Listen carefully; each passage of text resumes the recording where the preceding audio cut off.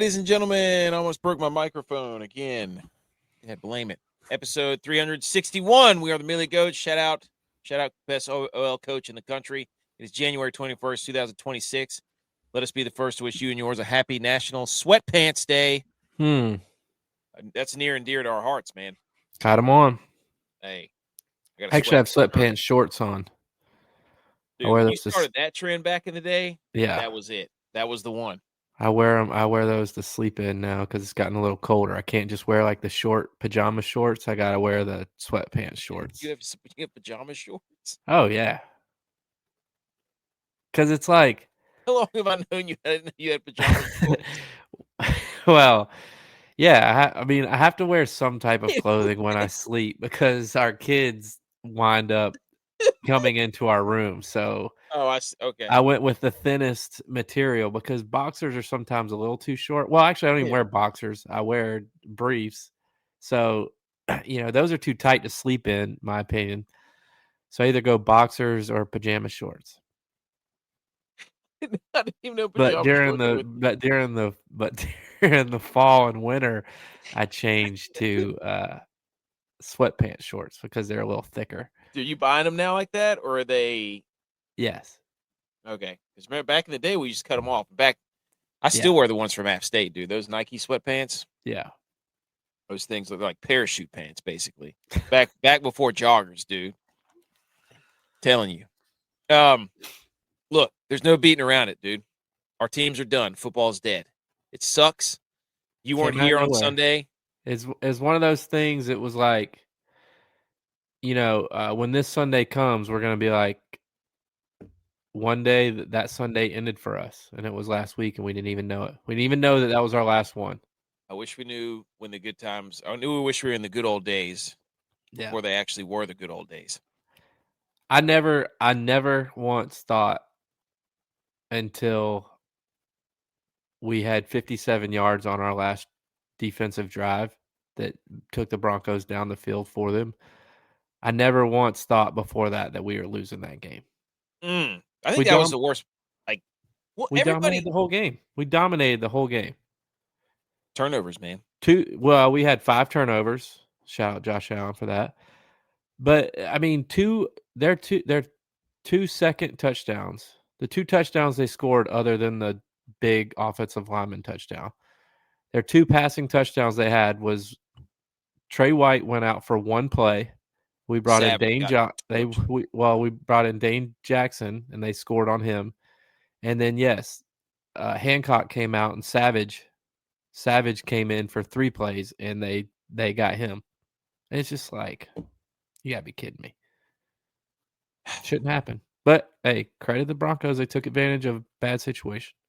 They did. I mean, they've been doing it all year. So they do. They come back in the fourth quarter. Like, you can't let them hang around. It was like the Bears. It was like, if you let the Bears have the ball last, they're going to hang around, and then they're going to find a way to do something ridiculous. Which they did. Yeah, exactly. It didn't matter, but they did it in the end. But today's show, we're going to talk Natty. We're going to talk Indiana. I did a little recap show, so we don't have to go into great detail about that, but I want to get your opinion on it. We're going to talk NFL coaching. We're going to talk the Bills, because the Bills, yes, they lost, but holy cow, it's an absolute circus up there. And then we're going to talk a little bit of division. It's way too early. J Bones and I will do a full divisional preview on Friday, but we're just going to do a couple little games on the divisional round. Well, there's only 2, so we'll do a couple. Yeah, that's right. We'll do a couple games. 2 games. 2 games. We will do a couple of games. So, but first, shout out Gary hitting us up on Twitter. He won the college football. Attaboy, Gary. College football pick'em contest. So he will be getting a hat and some cash. I'm thinking about stuffing the cash in the hat. So what if you? Never mind. So, if you stuff the hat in the cash? But that didn't make any sense. Well, speaking of money, cash, hats. These hats, the rope hats at howdy.hats.enc. B. McCormick is here, which means that I will tell him that he will get his hat. J-Bi has the hats that are made from howdy.hats.enc.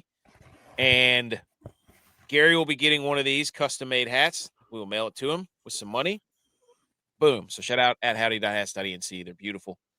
And the next thing we got to talk about real quickly is this winter storm, dude.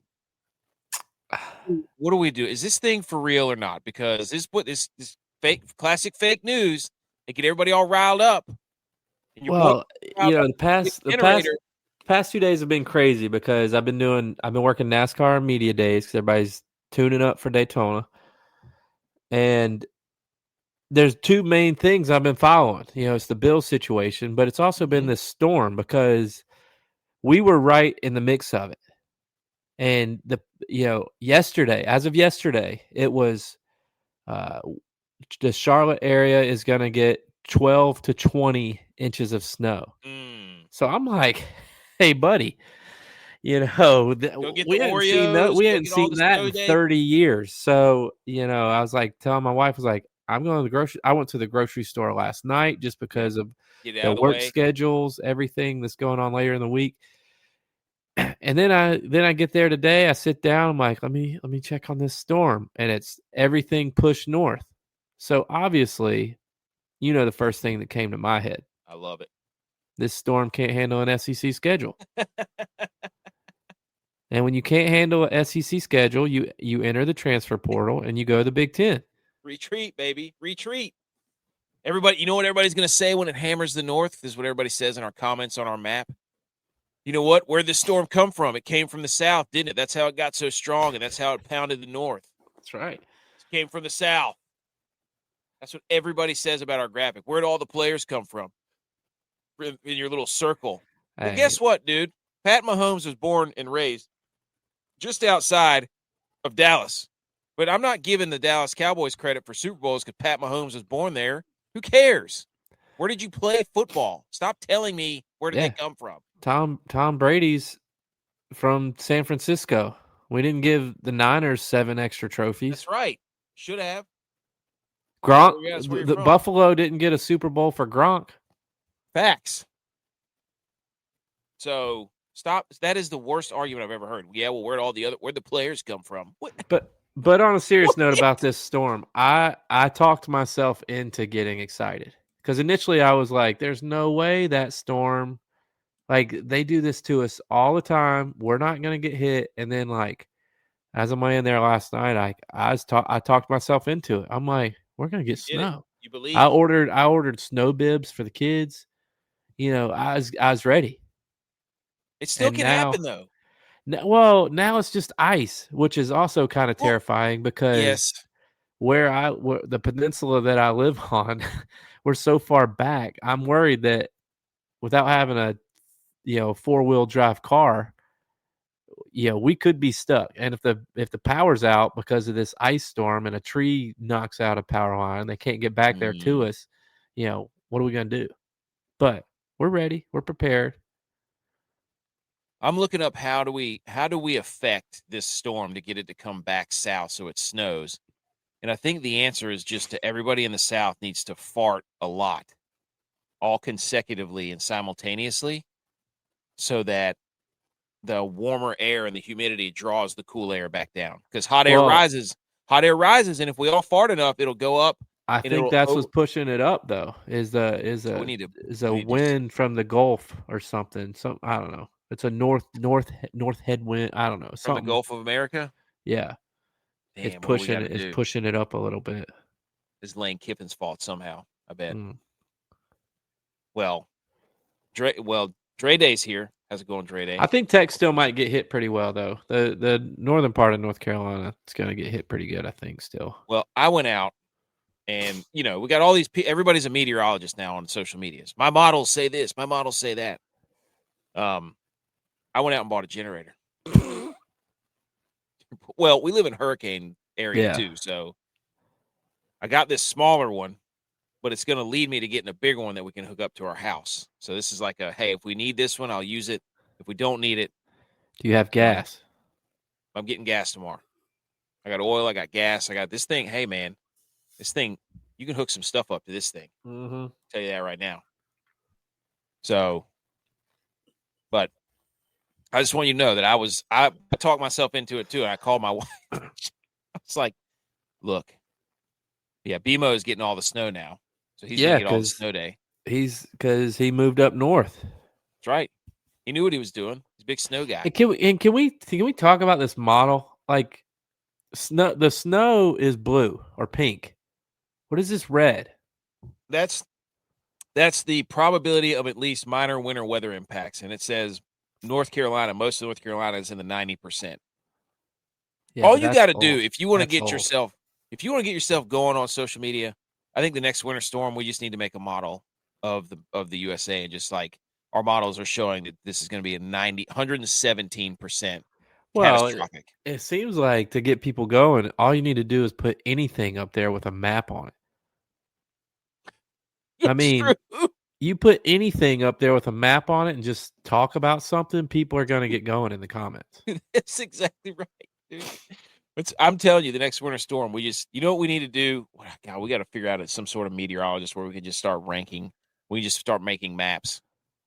That's the next one. We'll figure it out. We'll get on that. Secondly, the room layout debate. We're going to do this. You said you wanted to do this last show. You weren't here, so I saved it. Oh, so people that can't listen to the podcast. By the way, if you're listening to the podcast, shout out. Oh, there's Tiger Stripes. Hey, I finally got your email, by the way, dude. I got your email address. So, Sweeping the Internet is a designed room. If you're not listening, if you're listening to the podcast, you can't see it, but we're going to show 2 pictures on the show. By the way, like, subscribe, pass it along to a friend, all that stuff. Apple Podcast, Spotify, so on and so forth. On your screen, there's a bedroom layout where you walk in the door. Okay. When you walk in the door, to your right, there is a cubby kind of hole where a desk is. This is layout 1. And directly in front of you when you walk in the door is a cabinet. And then in the back corner, opposite of you, is where the bed is. Okay. You can see the bed from the door. So if the room is L-shaped, if you're looking at an L, the desk and the cubby are at the top of the L. The bed is down where the corner of the L is. And then there's a bookcase that's on the end of the L on the very lower bottom part. I think that's a good way to describe it. But you can see the whole bed from the door. Yes. And so the view we're looking at is from the ceiling. Like you're looking from basically the ceiling fan at this L. And then layout 2 is it's still the same L-shaped room, but the bed is at the top of the L, the very tippy top. The desk is now in the corner where the L meets, makes the L, and then the cabinet's in the same place. First, I don't know how many of our listeners are like this, but I don't think any of them, myself included, put cabinets in our room. That would be what's called a closet. Okay. Or a dresser drawer. It's definitely not a cabinet. It's not a dresser because the doors don't slide out. They slide across. It's a closet. I'll give you that. It's a closet. It's more like a chest. It's not a cabinet though. It looks so I couldn't think of the word. So anyways, these 2 layouts, 1 and 2, people are trying to figure out which one's the best one. Where do you reside on this? I can't remember what you said. Me and BMO are debating on it. BMO says that 1 is the absolute number 1 pick, but my argument is 2. And there are reasons for 2. Some I can talk about, some I can't necessarily talk about. But the main argument for me is if you are sleeping and an intruder comes into your room, they have direct shot at you if they open that door. If you choose layout 1. If you choose layout 2, they don't have direct shot or hit at you, and they're going to have to turn and look at you where you can be ready to hit them first. So you're thinking of your family. For safety. For safety. I kind of like, the only reason I would choose layout 1 is because that desk fits so nicely there, but also I don't really want a giant window in my face while I'm working at a desk. Because who knows where that window faces? It could be sun in your face all the time. Well, and if you're ADD like myself, you're going to look out that window the whole time. Yes. And you're not going to get any work done. I need to be away from that. And who doesn't put a curtain on their window? Facts. The only argument for me for 2 is I'm a hang off the bedder. Yeah. Like I hang like one of my arms off the bed or something, or I put my arm underneath my pillow and the top part of my hand hangs off the bed or something, and that would mess me up because top part of the bed. Like I'd have to sleep. Well, I don't know if your wife's like this, but my wife makes me sleep on the side that's closest to the door. So for one, that would work for me. But if I was on the other side next to the wall, I'd be screwed too. So I think layout 2 is the way to go. I do too.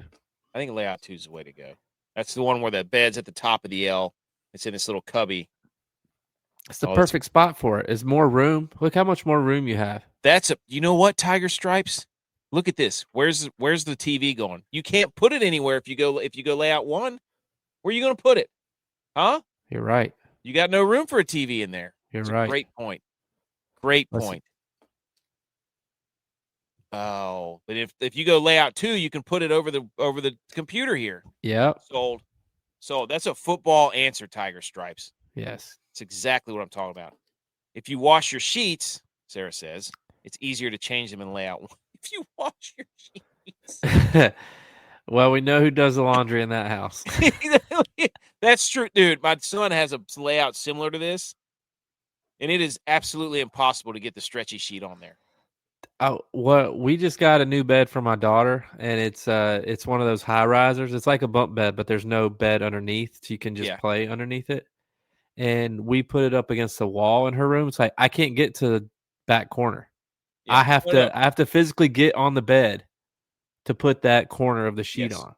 You got to get on the bed, and then you got to time the stretch right.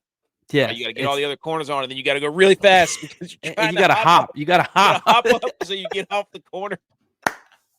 I've done that move plenty of times. It's so true. It's so true. We built my son one of those bunk beds. No humble brag. I built it out of my bare hands, dude. Got the lumber. You said we. Who helped?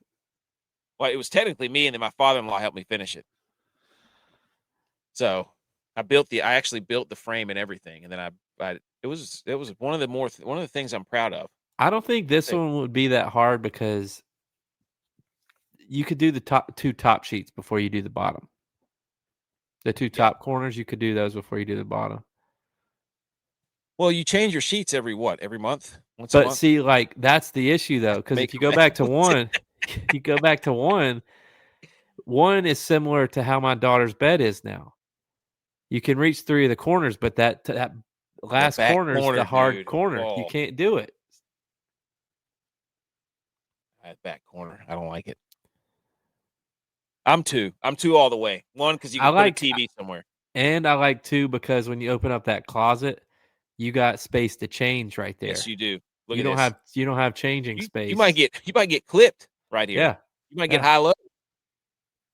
Yeah, where's the mirror go at in 1? 2 all the way. I mean, you lost the lamp. The lamp apparently disappeared, but I'm definitely team. I'm team 2. I've decided. Team 2. Yeah, 2. All right. Let's salute football to the national championship. I'll hit it. I'm right here. I'm on it. Yeah, we're saluting.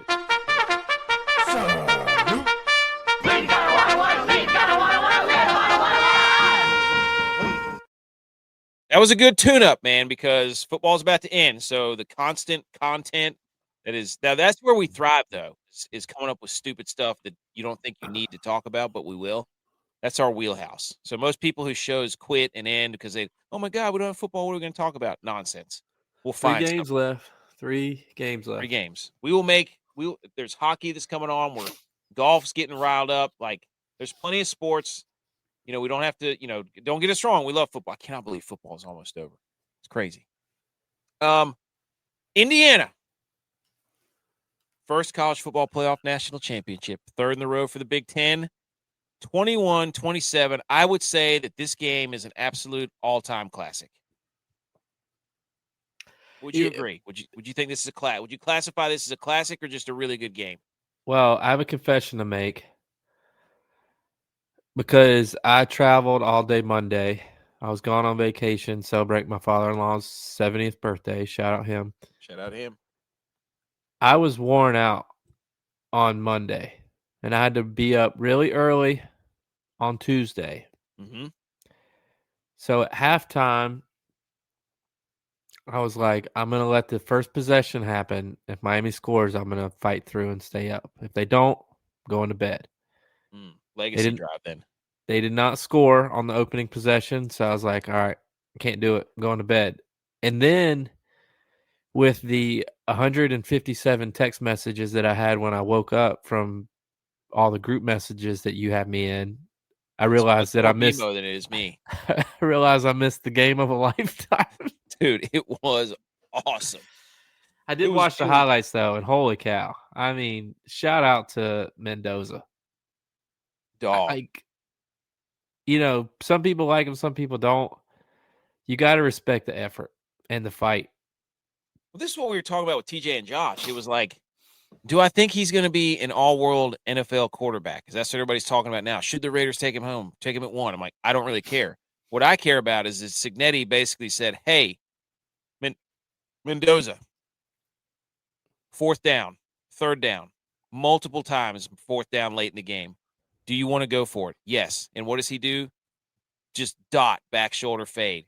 Spinorama, running over people to get the 1st down. Like every time they called Fernando Mendoza's name to make a play when they needed him to make a play, he made the play. Every time. He made the throw, he made the run. Like it didn't matter what it was on 3rd and 4th down, this dude was nails. Like it was unbelievable. Well, what he did was, cement his Heisman Trophy that he deserved it. Because there was questions about did he really deserve it? He didn't, this and that. Like look at his stats compared to whoever's. But I mean, he proved that he deserved it in the biggest game of the year, in the biggest game in Indiana football history. Every time, dude, he made it was. I mean, you can insane. argue that outside of Texas Tech, he beat the 3 best defenses in the playoffs. Yeah. I mean, dude, it was what a game. Like, shout out to Miami too, though. Hey, good. Shout out good to team. Indiana. Good teams lose. Great teams cover. Hey, 10.5, dude. I had so many parlays hit that night. Basically on the Mark Fletcher, on Miami plus 10.5 and 12, whatever it was, whatever we brought it, and then what was Becker 3 catches. I did so many parlays off of that. All of them hit. Shout out Becker. And I hated the fact that one of the first things that I saw when I opened up social media was Fletcher punching a guy. God, dude. And it's well, show me the clip too of him waiting to give Mendoza a hug and tell him that he played a good game. Like, don't just show me the one clip of him having a bad moment after he just lost probably the most important game of his life. And somebody said that one of the coaches, somebody said something about his dad. And if you know anything about his story, you can't do that. If that's true, you can. Right. And look, people have bad moments, and I don't know. I feel like we've found out what type of person he is based on his story. I don't know. I just don't think that he did that just randomly. Yeah. Oh, yeah. Show me another example of that. I mean, I haven't seen anything. Exactly. And, after that, he waited on Mendoza to tell him good game. And he did a good, I don't know. By the way, in the 3rd quarter, Miami's defensive coordinator was like, we're going to play man coverage because we're not about to let them carve us up all the way down the field. But another thing from this, Tony is absolutely electric. His YouTube highlight film is probably absolutely ridiculous. Is he in the portal? Is he? I don't know. Look, this is why social media is bad. I saw it. I didn't know. I didn't do the research to find out if it was true or not. I don't know. But them boys up front, I haven't seen anything. The big boys up front that Miami has, holy cow, dude! Indiana on defense, man, they are so disciplined. Watching.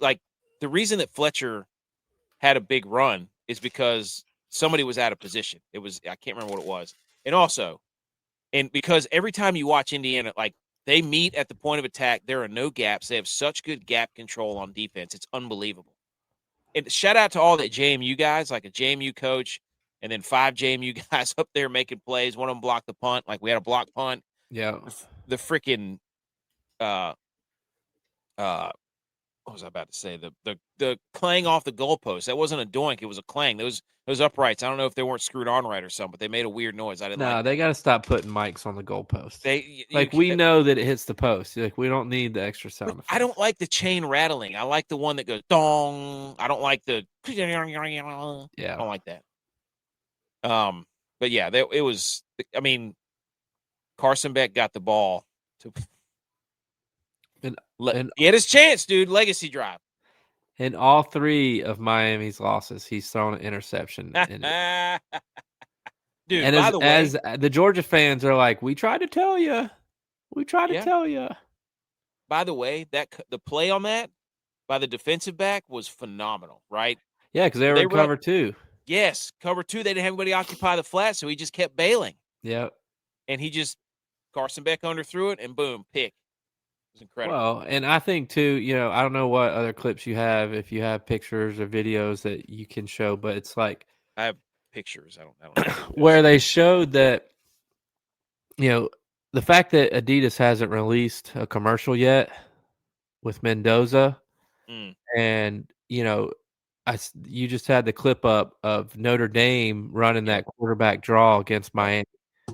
Well, Mendoza also ran that same quarterback draw when he was in Cal in the 4th quarter.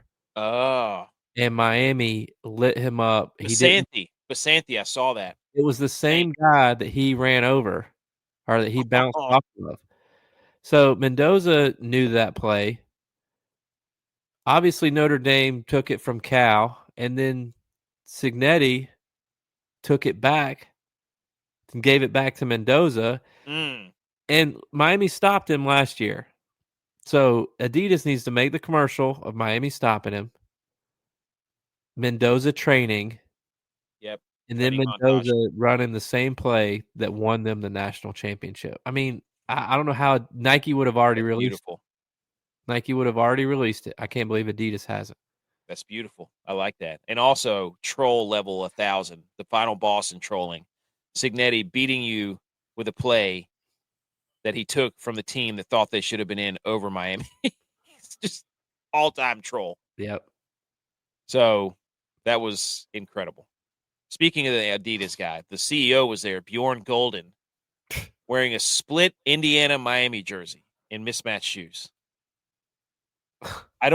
One shoe looks bigger than the other.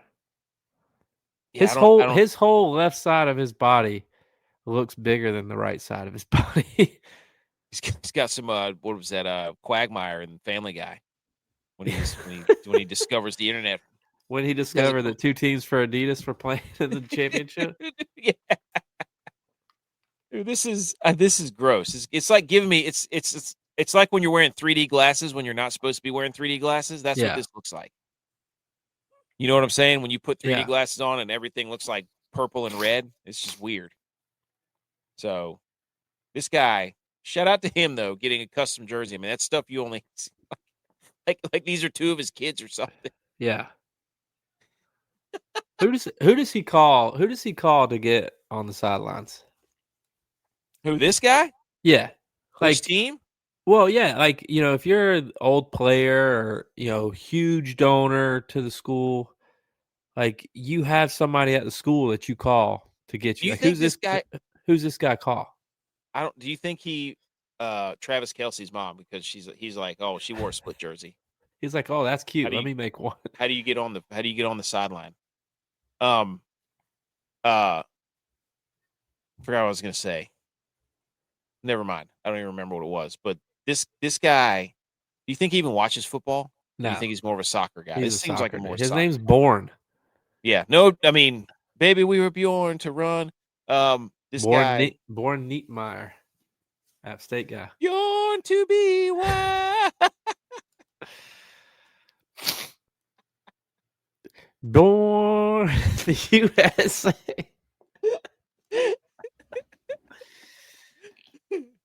Sometimes you should let it be on. Hit him with the usher. Oh my gosh, dude. Oh, okay. Enough Bruce Springsteen. This was a picture of the first game in the Cignetti area. era. Somebody, Nice Bison, shout out you on Twitter, found this picture that he took whenever it was the first game of the Signetti era like 2 years ago. And there's literally people, if you can't see the photo, it's Indiana's football stadium and probably 400 people in the stadium, in the seats. So, pretty funny. Signetti, 2022, 8-3 at JMU. 2023, 11-1 JMU. 2024 at Indiana, 11-2, and then 16-0. That's pretty legit. Yeah. I mean, but you know who one of those 3 losses are that they've had since 2023? Oh, you know I got that one, buddy. You know I got that one. RIP. Let's go. Oh, yeah, RIP, Sean Clark. Sean Clark. And honestly, Sean Clark might have had Signetti's number. Oh? Because App State was up 28-3 on JMU in 2022. Oh, yes, I remember that. When they bumped up. Yep. So, App State should have beat him twice. Mm-hmm. That's why Indiana won't schedule App State, you coward. That's right. And that shout out Walt Muff on Twitter. He said, lucky Signetti didn't play App State because he's 39-3 in his last 42 games. It's 3 losses, 1 to App State, 1 to Ohio State, 1 to Notre Dame. That was the game, too, that we bet on with rookie. Yes. We were watching. And, yeah. That game was awesome. Yeah. That was a very fun game to watch with the boys. There's nothing like watching a game with the boys. Yeah, because the overhit in overtime when we scored to win it. Yep. That was, God, dude, that was, we put our life, we were like absolute, like stone cold, dead serious. Thank God it went to overtime. Yeah. Kurt Signetti doesn't order beer. This is hilarious. You and I both screenshotted this. He orders alcohol content. According to a booster, Signetti once attended a brewery event and referred to drinks strictly by ABV, no names, just results. And the reason he does is because he only has 1 beer, and he wants to be as efficient as possible. He wants to drink like a double IPA or a triple IPA or a Golden Monkey. That's always a common one at a brewery. And then it just gets you right to where you want to go, and then you leave. I agree with this. Hey, shout out Signetti. Well, we just did some stuff at a beer distributor plant, and it was like, my question to the guys was, if you could pick one thing out of here to take home, like, what would it be? And some of the guys were like, oh, maybe I'll take the Guinness case or, whatever. I said I would take the IPA variety pack because that's not something I would ever buy. But it's going to get me, and I can have 1 or 2, and it's going to get me to where I need to go, and it'll last me however long it lasts me. Yep. Because if I got a case of Miller Lite, I'm drinking 12 of them. Just, yeah. Because it's water. Yeah. Dude, shout out the Rebel Pack from Sam Adams. Dude, that was one of the greatest. RIP, another RIP. RIPA. Dude, also, we should call him Signati. He's a natty champion. And you know what? Somebody get Natural Light on the phone. Signati Daddy. Why? Look, why? Natural Ice, dude. I'm sure his buyout is ridiculous, but why is all 7 of the NFL teams that are left looking for a head coach not calling him? I don't know that he wants to go. I've seen reports that he doesn't want to go. Why? Because he won't have full control? Probably. I mean, at this point, he's nearing the end of his career. He's like 65 or something. Yeah. Try it. There you go. Eddie says the Raiders need to go get Indiana coach and Mendoza. Wow. Yeah, I don't know why they're not. Like, the funny thing is, like, the sports media, like when you watch all the sports shows today, they're all talking, is Mendoza going to be a good quarterback? Why doesn't Signetti go to the – and it's like, dude. Let him enjoy it. I know I'm adding to that, but let him enjoy the natty. Yeah, I think Signati and I think Natural Light should call Kurt Signetti and be like, "Hey, you want 17% alcohol? We've got Natural Ice, and it tastes like kerosene, but it will get you to where you want to go." Signati, make it happen. He needs to get. It's time. Beer 30? Beer 30. Yes, that's what it is. It was Beer 30, dude. The worst beer. Dude, It's always time for a good time. Beer 30. Beer 30, except for when some of the cans aren't filled and they're just made filled Except with for air, when the only case in like the the store is Lorax. duct taped together. Never forget when I brought the first one home. It was that. What was it? Bill's Sitco Yeah. thing was laying on the floor in like the back of the beer store, It's always covered time in for a covered good in time. co- Beer covered 30. in dust and lint. Might be the worst beer we've ever The only tasted. 30 rack that was sold in North Carolina at the time, and we found it. Well, it wasn't really a 30 rack because half of them didn't even have beer in them. I don't even know how that's possible. How do you fill a can with air? Oh, dude! By the way, Signetti's face, man. Some of those are my funny. Like my favorite thing is to go look for videos where Signetti's like looking at the first down marker, Yeah. doing his eyebrows all crazy, and like seeing what people say above it. Like some dude said, me checking the green, 310 yards away before I top it 20 yards down the fairway. make sure the green's clear. I love the one that said checking the minimums at the blackjack tables. It's so true. Oh my gosh, dude. I love it. I can't remember. Mine was like looking down the beach to see how that dad set up that beach tent without trying to give it up by position. Oh, I love it. Indiana did not lose a fumble over his final 1,047 offensive plays in 15 games, only losing a fumble in the first quarter of its season opener. No other team since 2004 has gone more than 12 consecutive games in a season without losing a fumble. Well, They do everything right. you I mean, they're protect the old as ball, hell. you're going to win. We saw it in the NFL playoffs, did we not? Yep. The game-winning interception from Indiana, from Jamari Sharp, he was the nephew of Glenn Sharp, whose controversial pass interference penalty lost Miami the national championship game. That's a crazy stat. Yeah. Is that redemption or is that revenge? Was that Ted Ginn? Yes. Wow. Our uniforms used to look like that, dude. That's where we got our uniforms from, I think. Eddie says he reminds me of the dad who's meeting the first boy dating his daughter.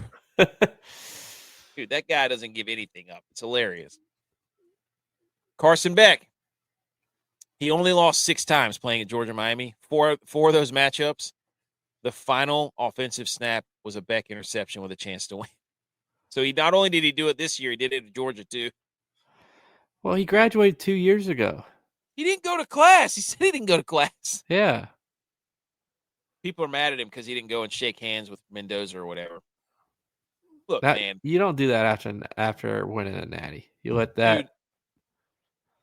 Nobody shakes hands after a national championship game. There were people on the field with us the last one we won. Yeah. Didn't shake anybody's hand. Like we were ready to go. We were ready to party. We were partying the last 4 minutes of the game. It was awesome. Also, this Miami fan, he sold his food truck and bet the $30,000 on Miami Hurricanes and the over to win $150,000. Jeez. Is that a wise move to sell your food truck? Well, where he messed up is he should have bet Miami plus 7.5.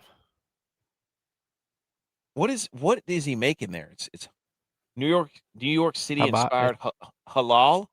So I guess it's like a Jewish thing. Yeah. Habibli? I don't know. Oh, where he messed up was Cuban what? Food? Where he messed up was he bet the money line. He didn't bet the spread. You're exactly right. When you sent Miami plus 10.5, I was like, give me that. Give it to me all day. Because there was a boost on it. You could boost any bet for the national championship. So I was like, I'm just going to slide this to give myself a couple more points and boost it. And then that's like I'm betting the straight. Yeah. Good move. Big Ten has won 3 straight national titles for the first time in more than 80 years. The last time they did it was 1940 Minnesota, 1941 Minnesota, 1942 Ohio State. And the last 3 have been Michigan, Ohio State, Indiana. And this is not a good look for Steve Sarkisian. This is absolutely hilarious because I can't remember when this was, May of last year, May 27th, Steve Sarkisian in his Texas burnt orange shirt says, quote, this idea somebody's going to go 16-0 in college football, man, put a statue up somewhere of that team because I just don't know if that's going to happen again. That's what he said during his SEC spring meetings. Kurt Cignetti's like, hold my 17% ABV beer, Sarkisian, and watch me go to work.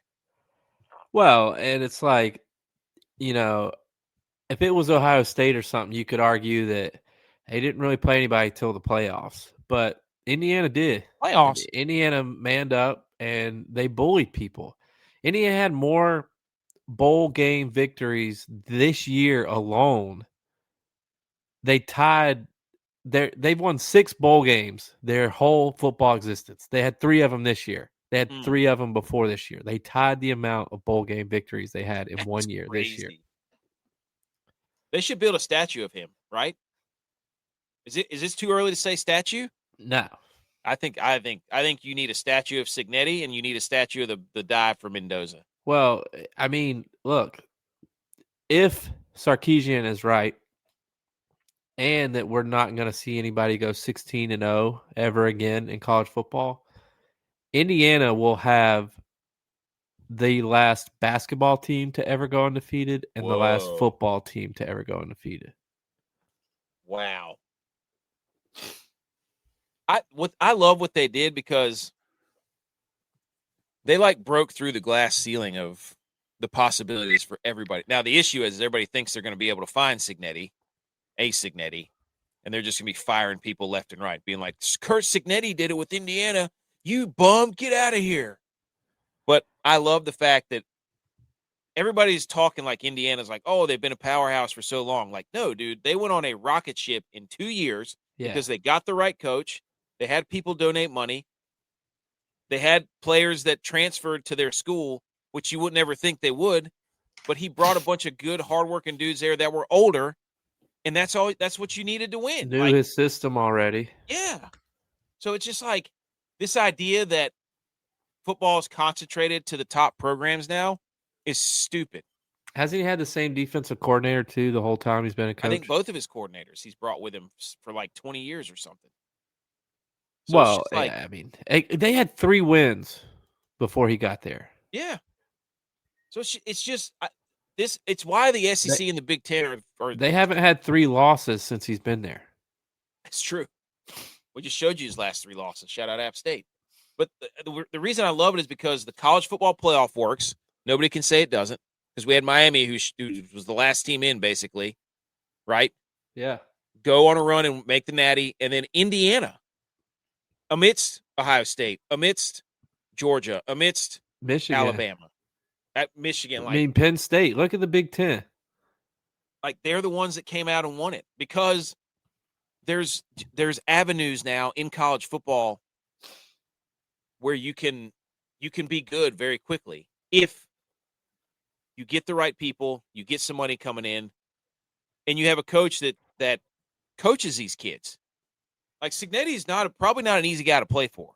He doesn't seem like somebody who's going to take any nonsense. No.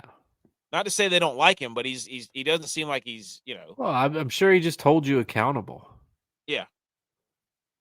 But he's got old players too. Like he likes older football players. Yeah. And for that reason, because they understand okay. Well, they're not going to do anything too they're going there to win now. They're not going there to make a buck or to make, they're going there to win. I think it was great for college football that Indiana won. And I hate that people are like, oh, they're under, jumping on the band. Oh, they're undefeated. They're great now. And it's like, no, you don't understand. This team was abysmal. Well, I get that, but there's still also the excuse of Indiana has the most living alumni out of any school in the country. They have high profile alumni that's made a lot of money for themselves. So, the schools up north we should be seeing this because of NIL, because everybody makes more money up there. And it's not just the local car dealership giving people money like it is in the SEC. Yeah. So we should see this swing. And Yeah. schools like this, like Virginia is good now. Vandy's good now. Like they are a little bit better education wise than your typical SEC school. Now I know that'll get me roasted by SEC people that go to specifically Georgia, but you're really probably getting a better education at most of these northern schools that have like a better alumni and people in higher paying jobs at Fortune 500 companies and things like that. So like if they want their teams to be good, they can make them happen. They can make that happen now.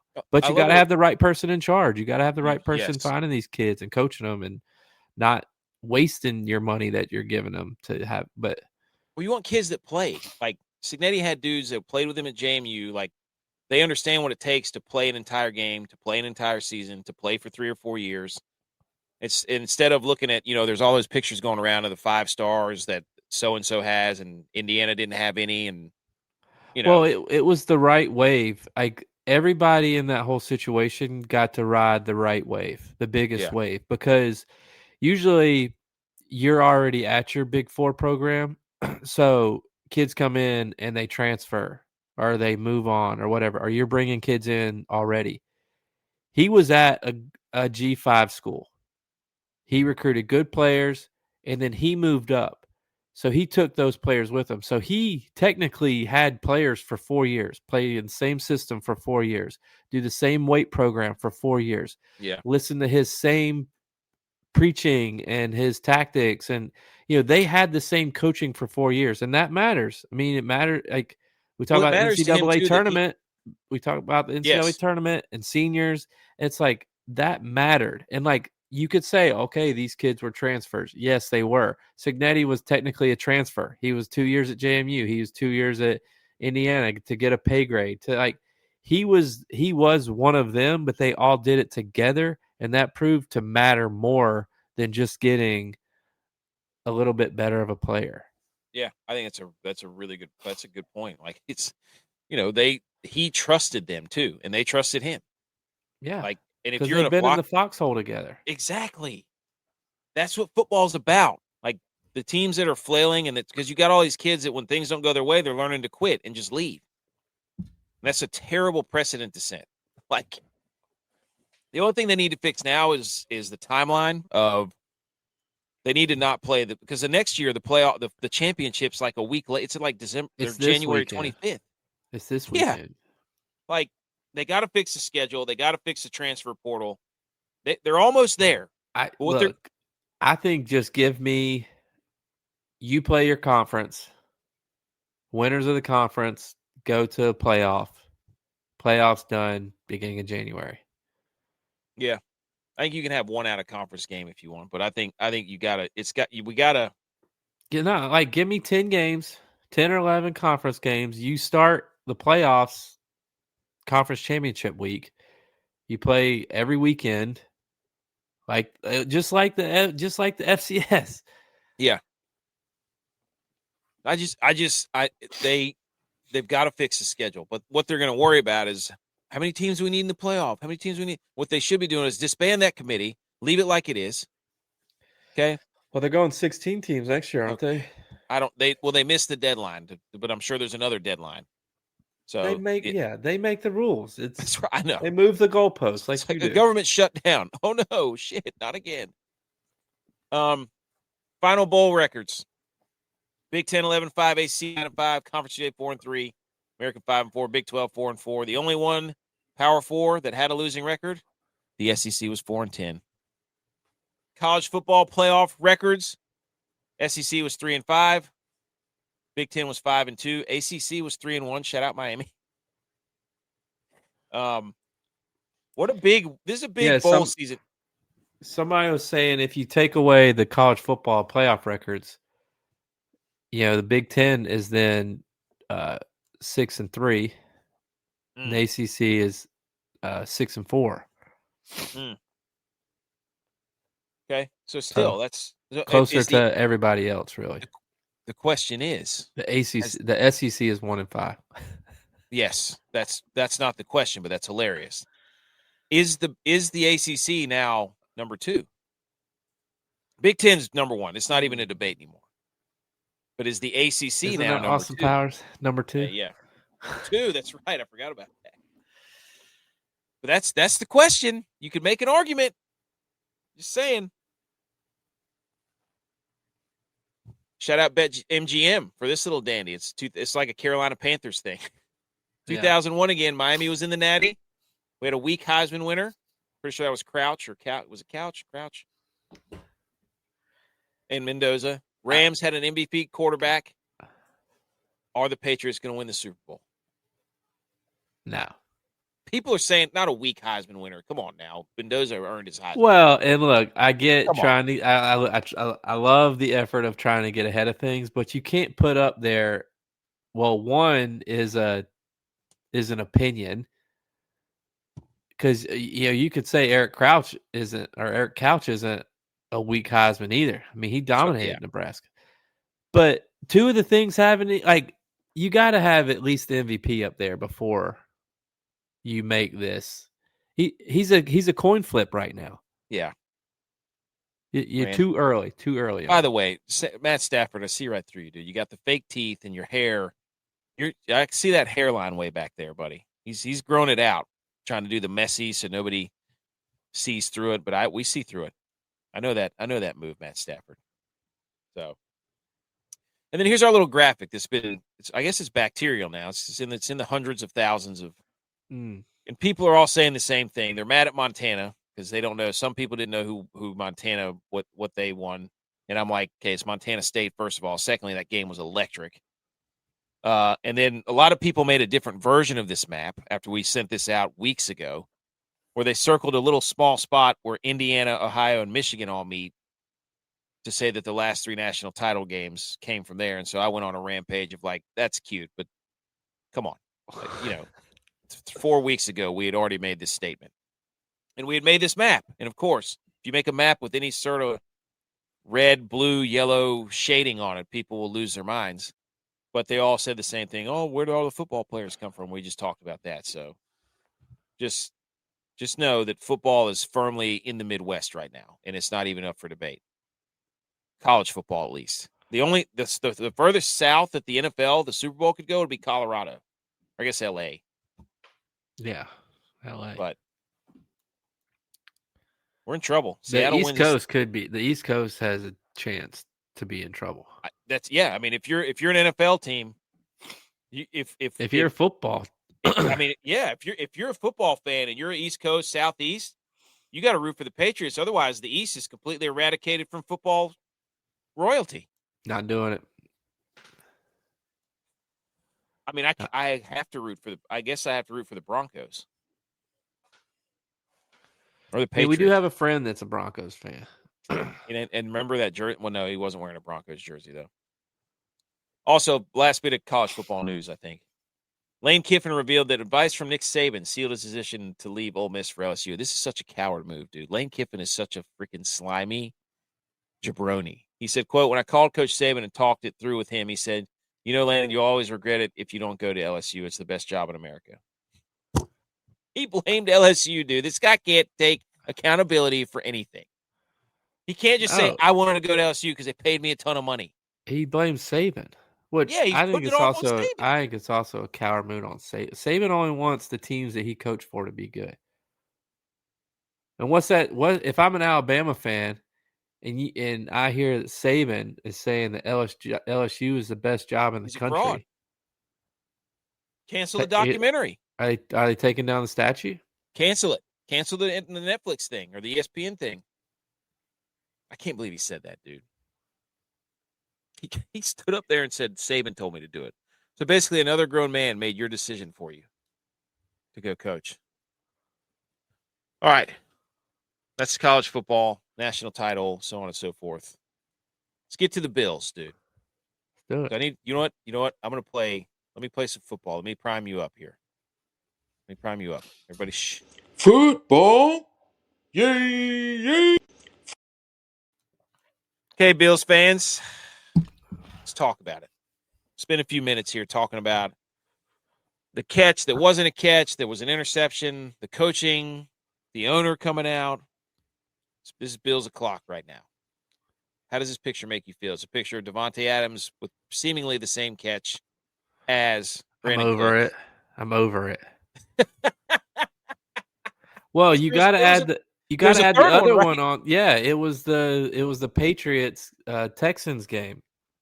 I can't remember which team it was, but it was a fumble, but they called him down by contact. So 3 instances of a similar situation happening, 2 of which were catches that got ripped out by the defender. One was a fumble that was ripped out but not covered by the defense. And they called him down on 2 of them and an interception on the Bills. And look, at first I was like, it's probably an interception because Brandon Cooks doesn't catch the ball very well. He catches everything with his body, so he obviously didn't catch it clean. When he hit the ground, the ball probably would have bounced up in the air and he might not have caught it. But as more videos and pictures and things have come out and in more of a high speed, which is slow motion, the stuff you watch on TV is like 30 frames per second because of how they do it. We shoot everything in 23 frames per second unless it's slow motion, which can be 60 frames per second or 120 frames per second. NFL Films dropped one. And dude, it's a catch. I've It is a seen one catch. going around the internet. It is a catch. How did the Bills solely based off of everything else that happened throughout the weekend and the things that it was called is a catch. The same thing happened to the Bills last year against the Chiefs when Cole Bishop came over the top of Xavier Worthy. They called it a catch, not an intercept. Like, it was the one time, and I don't know. The most frustrating thing for me is, yes, the Bills have been in the playoffs for 7 straight years, 8 of the last 9 years. In all 8 of those losses, we have lost in a dramatic fashion. That was my question. There has never been a blowout. The first year Josh Allen let's take it back to the first year McDermott made the playoffs. We go down to Jacksonville and start Nathan Peterman instead of Tyrod. He throws 5 interceptions. We lose like 9-3 or so. Like, we lost a very low scoring game. Tyrod should have played. Then Josh Allen makes the playoffs. We go to Houston and blow a 12-point lead. We lose in overtime. Then we make it to the AFC Championship out of nowhere and lose a heartbreaker to Kansas City. That was the only game that wasn't really close. I mean, we were in it the whole game, but it ended up being like an 8-point loss or something. Then we have 13 seconds. Then the rules change for that. The next year after that, we have a guy die during the middle of the season. And we're emotionally tired. We lose to the Bengals at home. Then we miss a field goal. Then we get stopped on Josh Allen gets stopped on 4th down. Another rule has to change. Even though it showed clearly that he was over the line. Yes. And then this year, and it's just like that right there is the sole reason that, I had a knee-jerk reaction of like, I was really pissed off when we fired Sean McDermott, and I've actually come around on it. And I'm like, something had to change. And I've talked about before, maybe we have a Andy Reid situation where it's like he's getting us to these positions, but he can never get over that hump like Andy Reid was in Philly. I talked about that this season. I've talked about it before, and it's just like I thought Sean McDermott did a really good job this year based on the players, that we had to play because of injuries and in certain situations. We brought free agents in that were suspended for 6 weeks, and then you come in, we're dominating. Those guys get hurt, and then we played practice squad guys. Similar to the Niners, most of the year, especially on defense. And as complicated as Sean McDermott's defenses are, I thought he did a good job this year of getting those guys to play well. But when it matters most, we've not gotten it done. They can't get And to stop. yeah, You and but the past 2 years, and I'm not one. Look, I'm gonna praise Josh Allen until the day I die. I think he's the greatest quarterback on the planet. But it's been 2 years now that he's had a ball with a chance to win. The offense hasn't gotten it done. Now look, that's a catch. He should have gotten that done. It was a bad call. The Bills got screwed. But look, we should have never been in the situation because we shouldn't have had 4 turnovers before that. Yes. And he missed Dawson Knox. Yes. Well, he missed Hardman the play before this on 2nd and 11. He had him wide open on an out route, and he missed him. Yep. Threw it short. Yes, I remember that. You answered all my questions. I was going to say some of this has to go on Josh Allen. 100%. And I'm not just saying that to be a jerk because we rip each other on this show and we're not shy to Well, I said the Eagles game was on Josh Allen. Josh Allen didn't play very well down the stretch. And I don't know if that's because they said he may have to have foot surgery. They're going to get another look at it. Though. Which I'm sure that's some of it. And he gets banged up. I mean, he got sacked over 40 times this year. He only got sacked 14 last year. He got sacked over 40 times with the same offensive line that he had. That's not an offensive line problem. That's the same thing with Purdy. I'm watching the Seahawks and they're like, you're watching Purdy play against the Seahawks defense, and Pearsall and Jennings are running into each other, and you watch it from the very tall screen, and you're like, these dudes can't get open at all. Like nobody is open, and you can't. Like, what are you going to do? And I'm not saying Purdy's Josh Allen. I'm just saying Josh Allen doesn't throw the ball away either. True, but it's also because the receivers aren't separating. Like, no, not at all. The offensive line didn't change. It's just when you have people that watch tape, they're like, holy shit, these receivers are slow. I mean, they were bringing in guys all season. Right. So, And I don't know. You can say the press conference was a dumpster fire today. Oh, yes, I have all the look at this. I have it all. Yeah, McDermott said that he pointed out that the Super Bowl lacked talent to win the Super Bowl, or the roster lacked talent to win a Super Bowl. I think it would have been a stretch, based on the players that we had playing. We had a lot of key guys out, and like I said, we talked about it earlier in the show. It was Dane Jackson, a practice squad player that we elevated for this game, has to go in for one play because Trey White's out. Denver Broncos throw a touchdown. Same thing happened to the Niners. Darnell Savage, a guy that's a practice squad player that we had to bring up for this game, had to play 5 plays, and the Broncos threw a touchdown pass on him. That's what happens at this level, though. If you turn the ball over and your players aren't, and you have a player that's not used to being in there, it happened to the 49ers. Bernardo Green got cussed out by Shanahan for doing something. They took him out. The very next 2 plays, there's Jackson Smith and Jigba running across the back of the end zone wide open. Yep. They will make you pay. They will make you pay.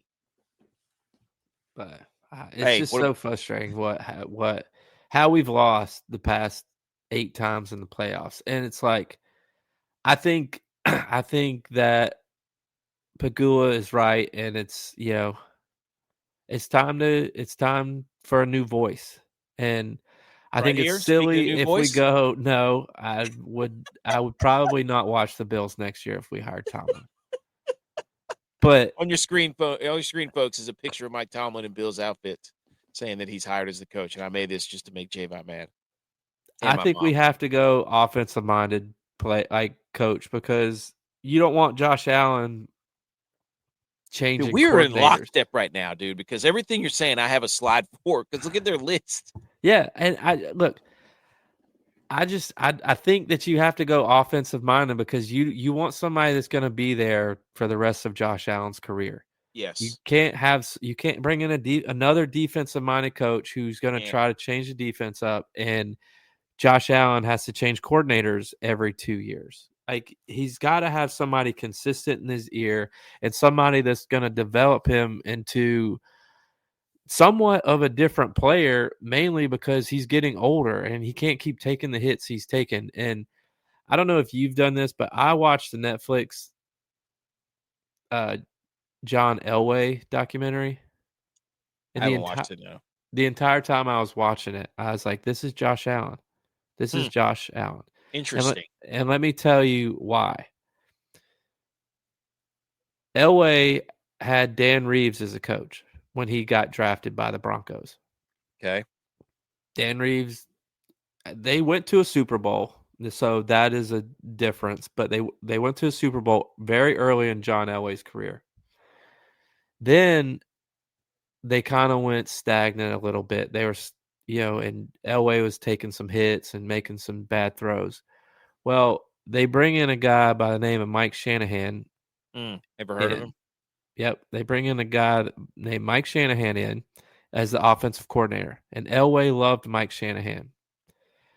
Well, Shanahan and Dan Reeves butted heads, and they started arguing and not getting along. So Dan Reeves got rid of Shanahan. Then the owner of the Broncos decided to relieve Dan Reeves of his duty. So you know who they brought back to coach John Elway later in his career? Shanahan. The guy that he liked that helped develop him, Mike Shanahan. And Mike Shanahan won a Super Bowl with John Elway.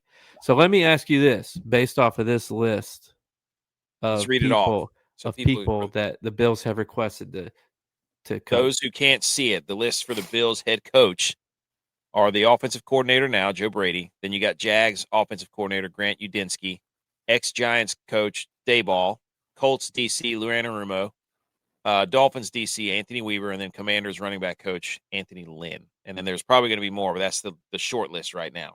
Go ahead. So based off the story that I just told you about John Elway, who is the one person on this list it's Daboll that the Bills have had as a coach? He butted heads with the current head coach. Yep. He left. The owner fires the head coach. Brian Daboll. Now I'm not saying that I necessarily want Brian. That? I'm not necessarily saying that I want that. But if the stories are parallel between John Elway and Josh Allen is going to follow that same path, it has to be Daboll. Based off if they're going to be the same story. Do you want that? I don't know. I don't know who I want. And I want an offensive minded coach. I don't think this cycle of coaches is as good as last year's cycle. We should have done it last year. The only one worth Ben Johnson would have been awesome for the Bills, but I think the Kubiak guy from Seattle. But do we want to wait 2 weeks to get that? If you think he's the guy, yeah. But we don't even know. Like, we can't talk to them till they're done playing at this point. So do we want to wait 2 weeks to even talk to them? I think Dayball's up for the OC job in Tennessee too. Yeah. I don't necessarily I wouldn't necessarily mind Dayball coming back, depending on who he brings in as his defensive coordinator. You can't hire any of these guys on the bottom. Anarumo, Weaver, Anthony Lynn. Like you can't. Anthony Lynn's already done it once, hasn't he? It was terrible. That might be another Raheem Morris situation. All of these guys, except for Grant or 4 of these 6 guys, have coached for the Bills already. Anthony Weaver and Anthony Lynn, they've been Bills coaches. Yeah, Anthony Lynn was the interim when Rex got fired, and everybody thought he should have gotten the job instead of Sean McDermott. And then he went to the Chargers, and he had 2 good seasons and 2 bad seasons. But that was also during the transition from St. Louis to L.A. Yeah, you can't hire. I just don't know enough about the Grant guy. He's 30 years old. He's been under Liam Cohen, who calls plays, so he hasn't even called plays. I want a guy to be my head coach that hasn't called plays. Same with Davis Webb. Yeah. Everybody's saying he's a hot commodity. He hasn't called plays, and he's Josh Allen's best friend. So I don't want that. I bring him in to be the offensive coordinator. Brian Daboll's head coach, Davis Webb, offense coordinator. He would know Daboll's system because he played for the Bills when Daboll was there. I mean, I don't know. Keep Joe Brady if you can. Not as head coach, but an offense coordinator. Like, the Bills were good offensively. We're scoring 30 points a game. Now there are Yeah. games that we had 15 points, but like I don't think that was their against the offense was ever the problem. Texans. Like, Their problem was situationally. Like you can't give up leads. You just can't do it. You've got to be able to stop that.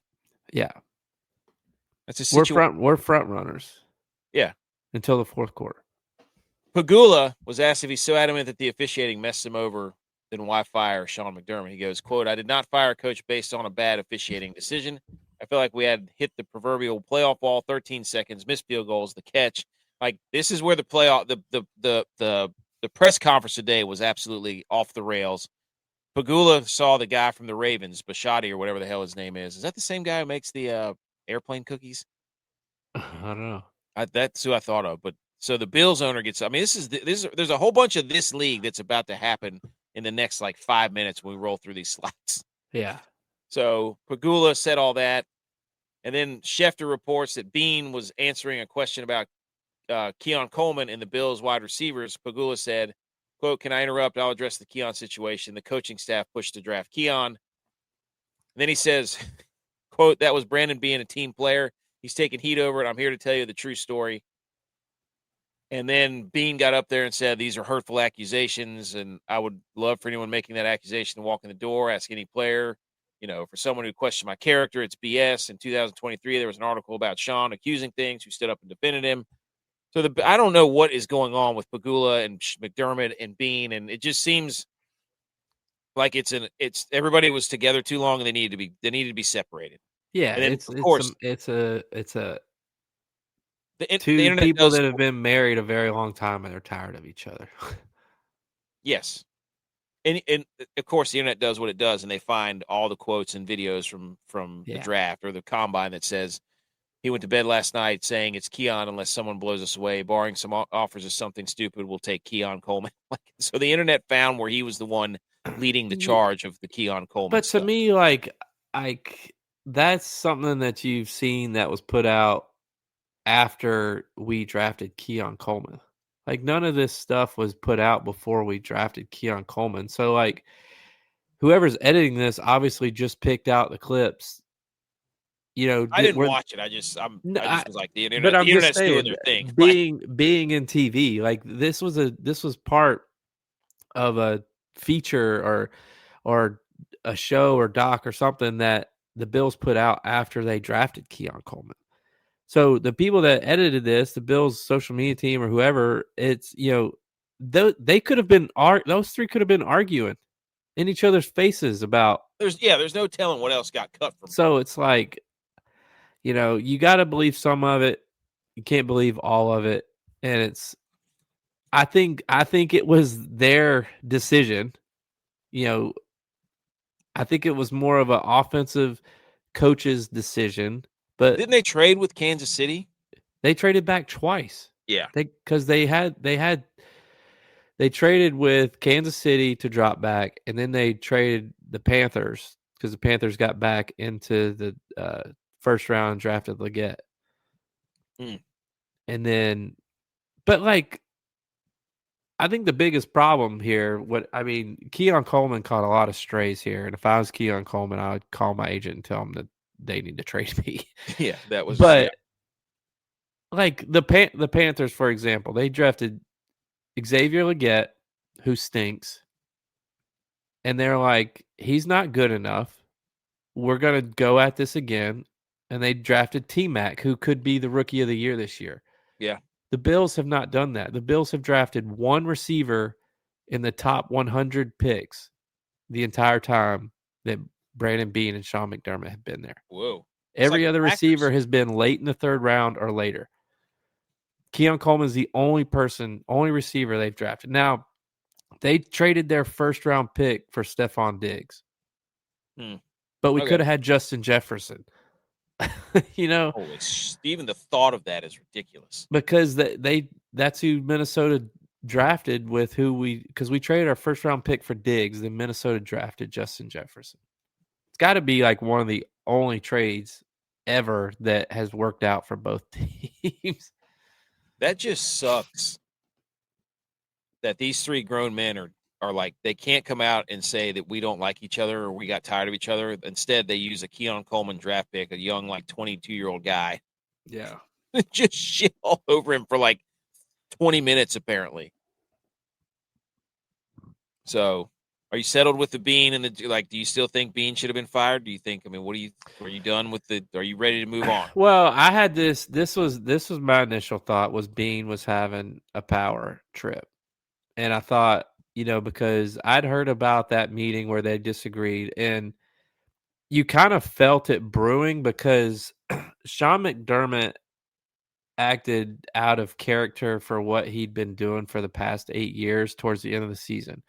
He never talked about questioning different things. And then the trade deadline hit. We didn't get a receiver to help our offense. We didn't get anybody really. So the same thing. So and then Darius Slay goes on waivers. We claim Darius Slay. He doesn't want to play for Buffalo. We get rid of Ingram to make room for Slay. The Houstons pick up Ingram, and Darius Slay doesn't come. So like we lost a person that had been a practice squad guy for a couple years, and then he'd made the roster, and he'd played very well for us the past 2 years. And he'd been a guy that Sean McDermott developed because he was I was about to say a walk-on. He was an undrafted guy from Buffalo. He played at UB, Buffalo Bulls. Yeah. Sean McDermott developed him, and he'd been playing very well for us. And then Bean had to release him to make room for Slay, and Slay didn't come for us. So, like, all that happens. And then Sean McDermott starts talking about it, how he was frustrated about losing Ingram, how he's frustrated, when then we play the Jaguars, he's frustrated about, we could have gotten our Jacoby Myers was a very good pickup for them. And he's saying things kind of out about Brandon Bean, but not directed toward him. So like you kind of saw like something developing there where they kind of went back and forth. So that's kind of where I got my power trip thing from. And then, we lose a game. Josh Allen's crying, which he hadn't really cried like that in the previous 6 losses that he's had in the playoffs. He's going to be a dad. And Sean McDermott goes up on the podium after the game and talks about the refs missing a call. And that's not something he does. So you kind of, in hindsight, you're like, did he know that was his last game? Because they told him if he wasn't going to win the Super Bowl, he was gone. So I don't know. There's a bunch of things that we don't know. We'll never know because we're just fans and we're not in the locker room. But my initial thought was Bean was on a power trip. He fired McDermott before people pointing the finger at him for having a bad roster. But like the more I've thought about it, is like we didn't have the guys we wanted playing at the end of the year. But to make it to the playoffs for 6 straight years, to have a win in the playoffs for 6 straight years, you don't do that with a bad roster.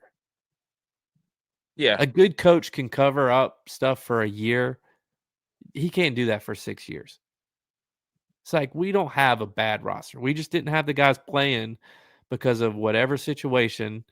We didn't have guys. I mean, we don't have good receivers. I'm not saying that like we have a great roster. We don't have a top roster in the league, but we don't have a bad enough roster to here's be the issue. In and out of the playoffs. I mean, look, I'm going to use the Niners as an example, but I'm doing that because you're on here.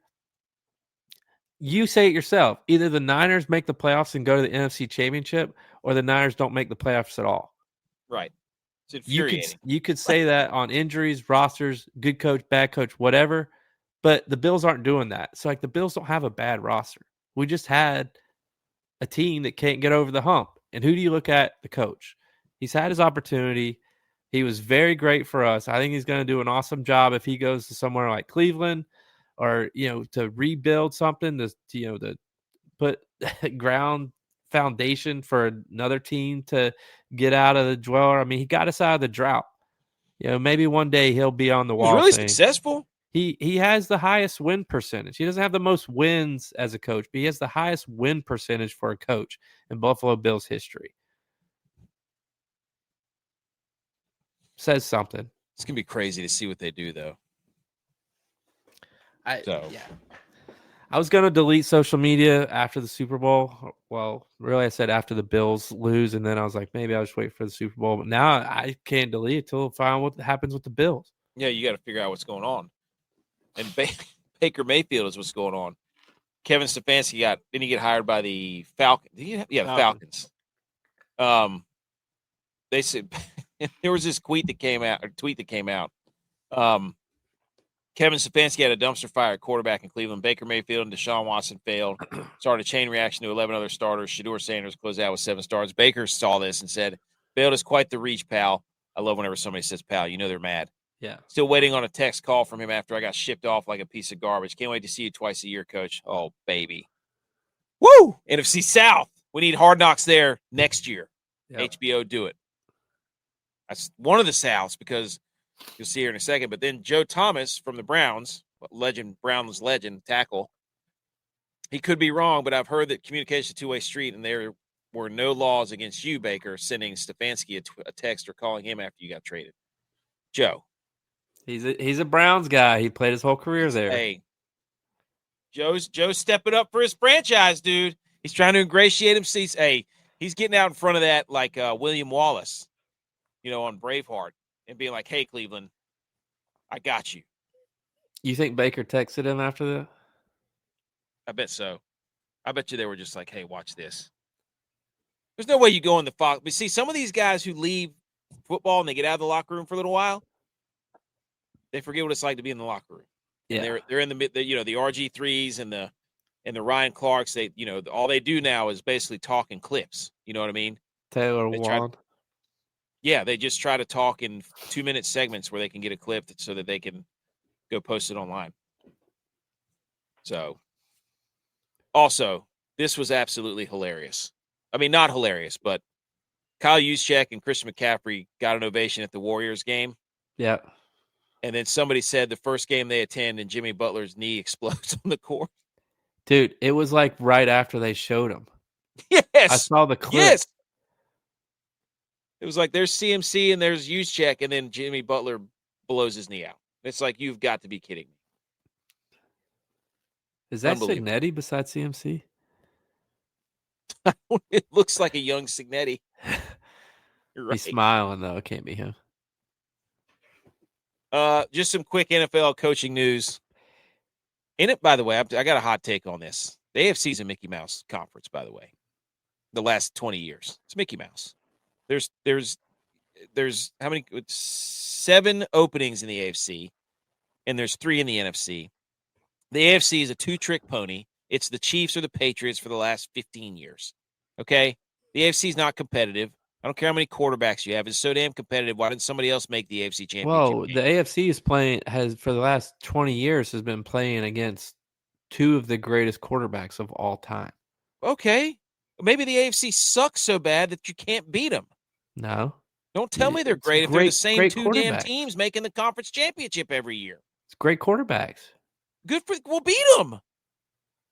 Well, they're the greatest of all time. They're the greatest of all time. Because they're playing in a Mickey Mouse conference. We've been trying to beat them, but we haven't had the right coach. So now we fixed that. Look, let me tell you this though. Go ahead. If I'm a Niners fan, I'm a little concerned.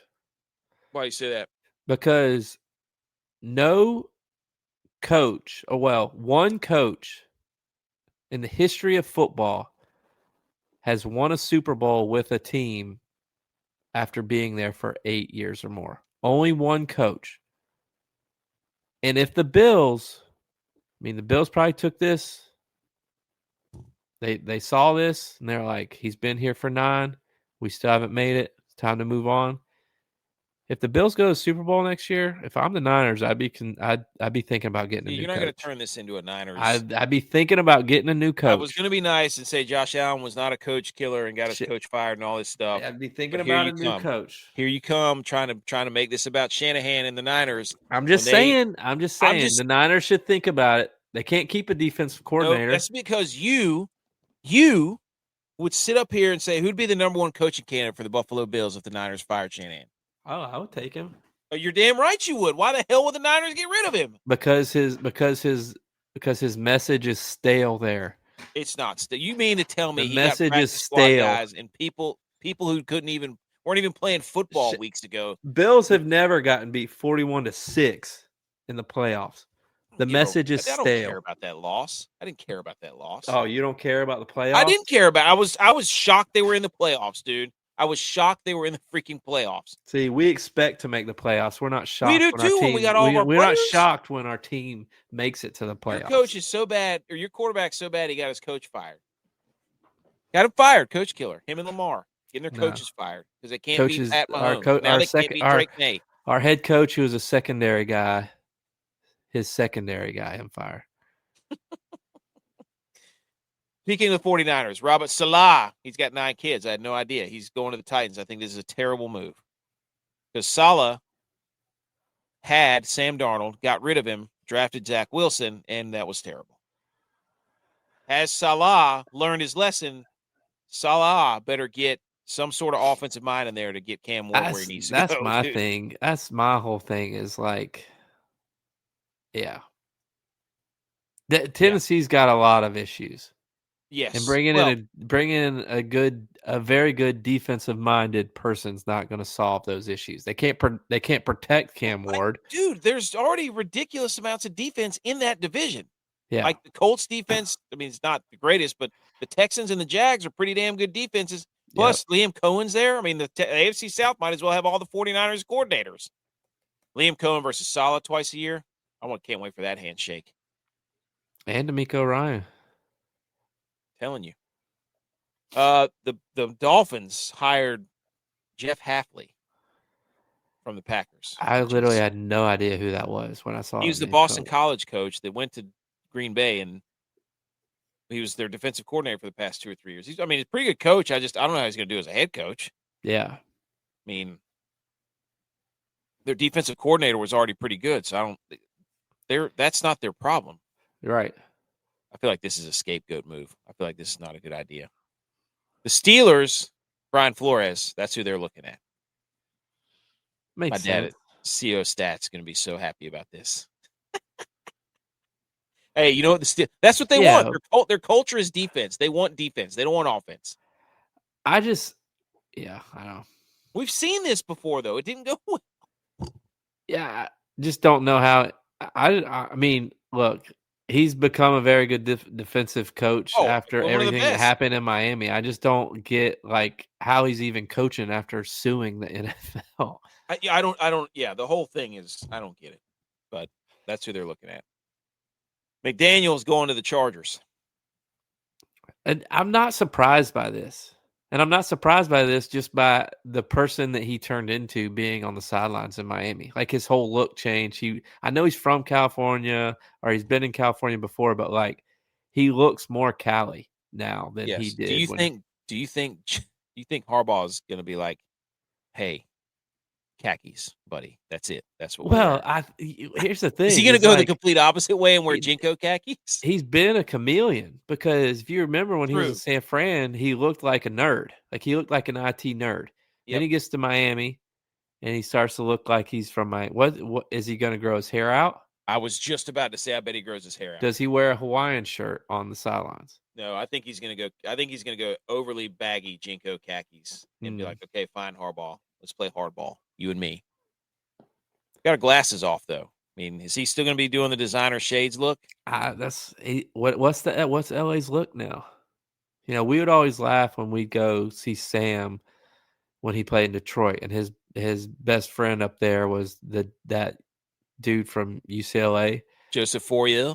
Yeah, so every time we'd hang out with Fourier's friends, it would be all of us from down south wearing our button up shirts, our plaid button up shirts, and jeans everybody from LA is in their black leather. we were wearing flannel button up shirts, and they're wearing all leather.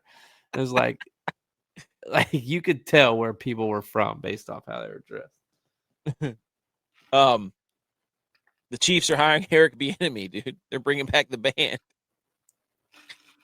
I don't know what that was a whole weird deal with him. How he didn't get a head coaching job eventually. Something was. Well, I think people found out that Andy Reid called the plays. Yeah. And then this was a weird hire. The Lions are going to hire the offensive coordinator from the Cardinals, Petzing. And I remember I was like early on in the season, it was in September. And I was like, who the hell is calling these plays for Cardinals? What an idiot. That's all I remember from that.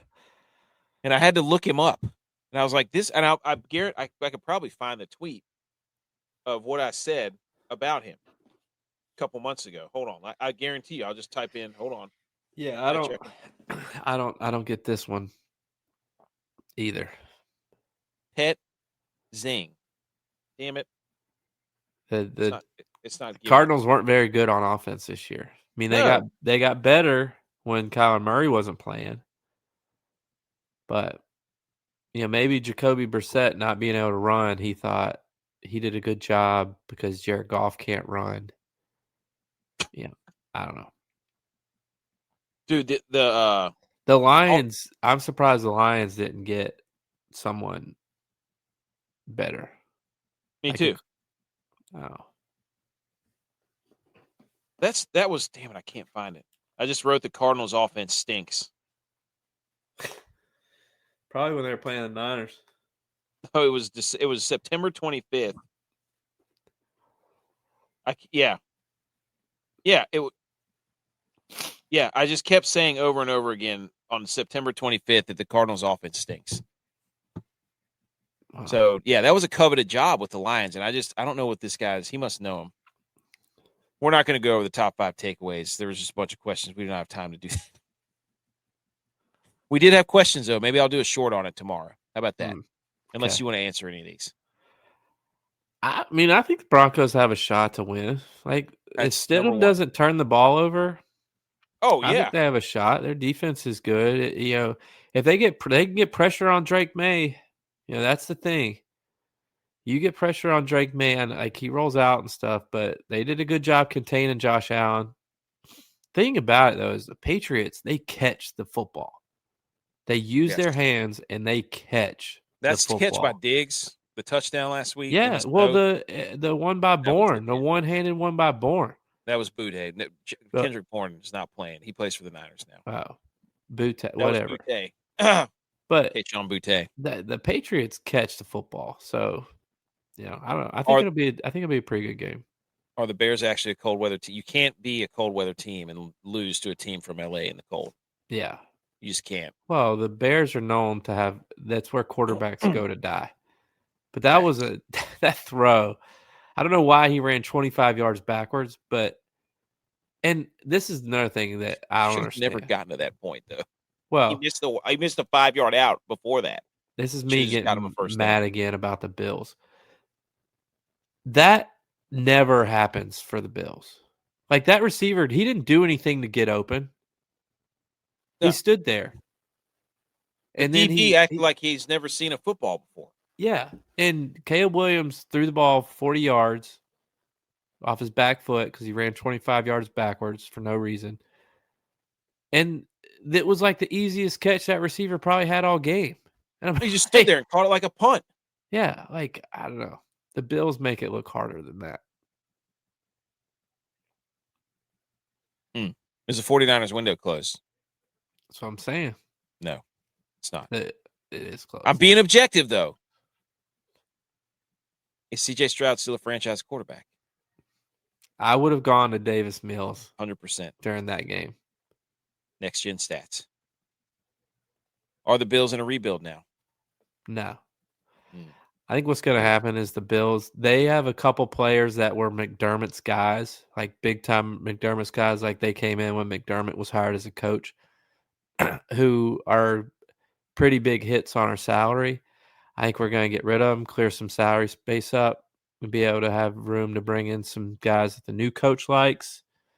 We're going to draft a wide receiver in the first round. Then we're going to get a edge rusher that can rush the quarterbacks. The Bills haven't had a sack in the playoffs by a defensive end in 6 years.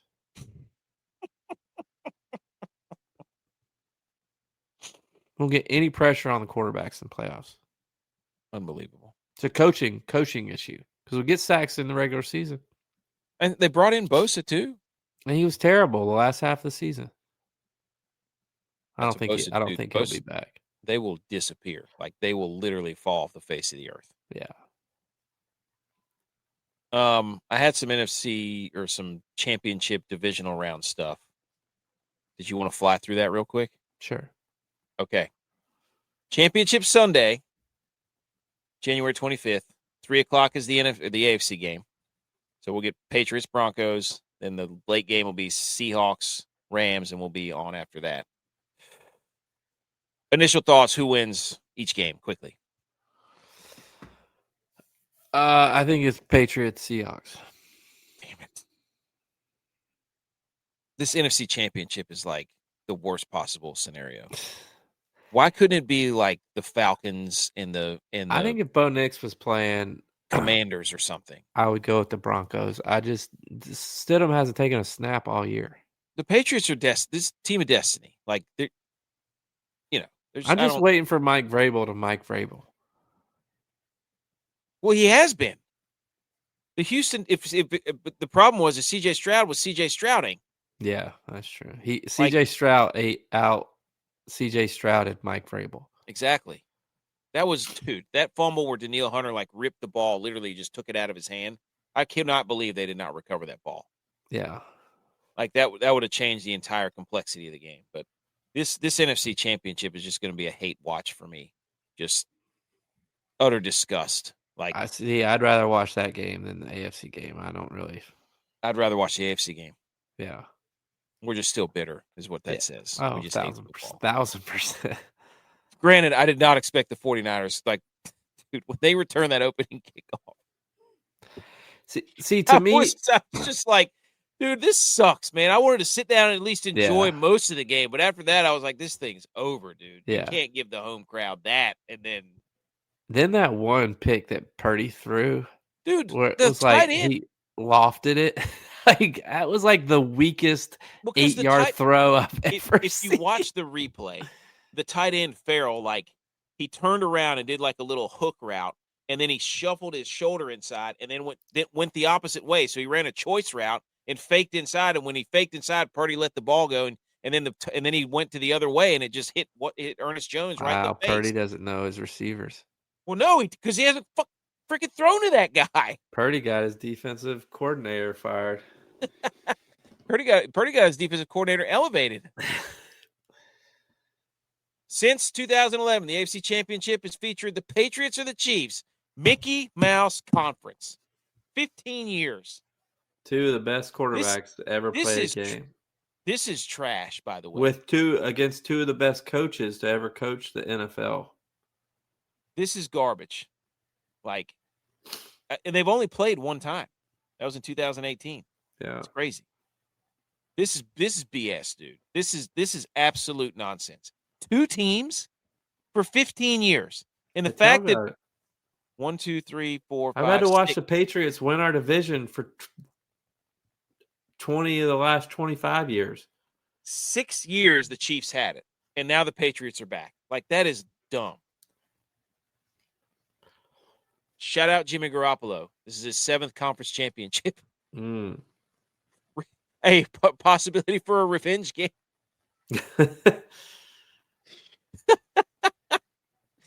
He plays for the Rams. He played for the Niners. He played for the God, dude. This guy just making money. Yeah.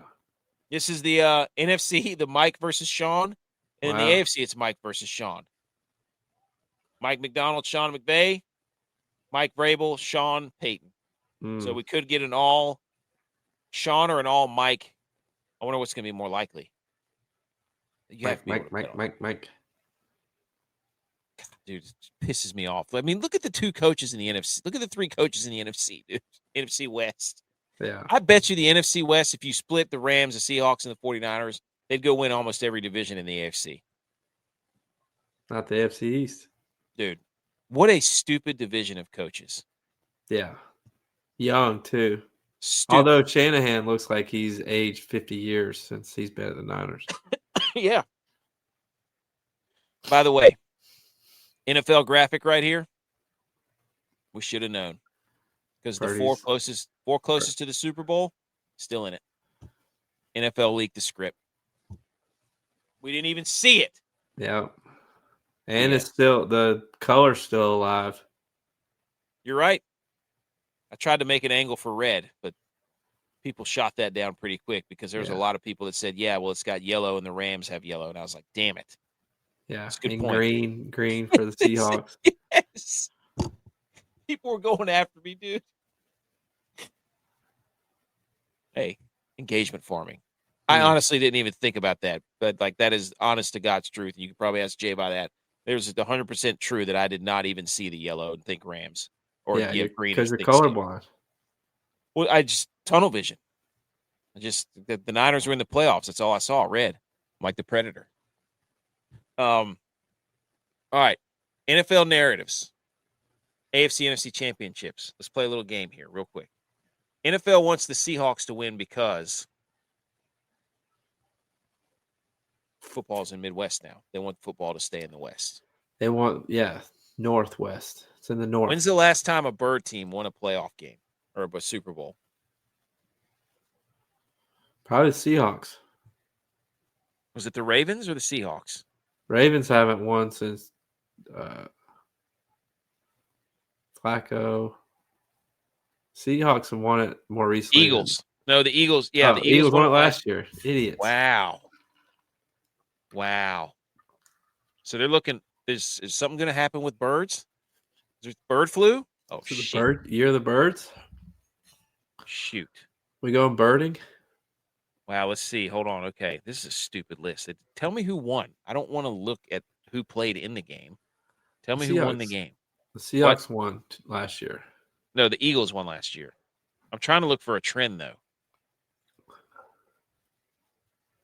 Stupid. Eagles. Do bird teams win it back-to-back? Oh. Falcons, Eagles were back-to-back. Falcons didn't win it, though. I know. Seahawks went back-to-back. We should have seen this coming. But they split. Falcons, the Eagles split. The Eagles back-to-back, they split. So no matter what, the Seahawks aren't winning the Super Bowl. There you go. So the birds split. Yep. There you go. The NFL wants the Rams to win because this is easy. The narrative here is Matt Stafford. Well, I was going to say their logo most resembles Trump's hair. I can't look at that logo and not think of Trump just because of like the hair.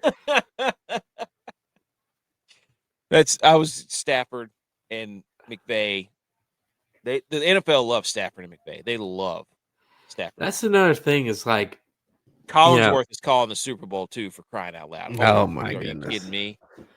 Like Bean's gotta just stop talking to the media because the last few times he's talked, he's eating his words. He went on the radio station after the draft and got into an argument with the host about wide receivers. Oh yeah, that's right. He did yell at them for wide receivers. And then he's talked about all these new GMs they're just playing fantasy football and they're not doing it right. And he's like, we're trying to avoid a situation that we have to strip the team down like the Rams did after they won the Super Bowl because they are paying too much and blah, blah, blah, blah, blah. They're giving up all these first-round draft picks. Well, guess what, buddy? The Rams are one game away from making it back to the Super Bowl after they're won it, tear down, build back up before the Bills have. So it's like, there's other ways to do it than he's been trying to do well. it. The Rams draft well. They've hit on like 7 defensive players. Yeah. I mean, they have two of the top receivers in the league, and one's on a rookie deal still. Yeah. The NFL wants the Broncos to win because, well, it's kind of changes now, but it was the whole Knicks theory. But I was going to say because they revenge game, Sean Payton he can get his revenge against the Rams. Yeah. For the non-PI call. How many times is that going to be played? If the Broncos make it, there you go. That's why they want it. They're trying to. I was going to say it was part of the settlement for whatever he's doing in New Orleans. Oh, bounty. Yeah, bounty gate. It's definitely Sean Payton's the focal point.